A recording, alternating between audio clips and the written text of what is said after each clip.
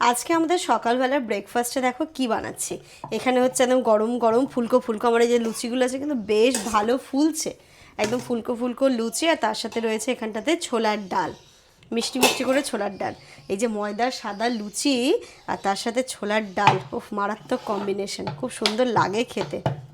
আজকে লুচিগুলো কেন ফুলছে? ময়দাটা জামার মেখে দিয়েছে, লুচিগুলো বাম্পার ফুলছে। দেখো কি সুন্দর ফুলছে লুচি। এবার হয়তো ফুলবে না। না না ফুলবে, কই, এবারই ফুললো না, দেখো। না না না, ফুলবে। ফুলবে ফুলবে ফুলবে, ফুল ফুল ফুল। এই যে তখন পাতলা পাতলা করে করছিলাম, সুন্দর ফুলছিল।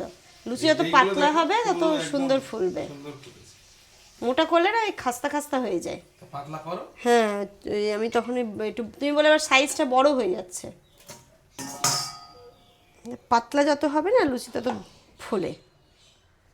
আমি তো দেখেছি, খেয়াল করেছি, একদম পাতলা করে করতে হবে।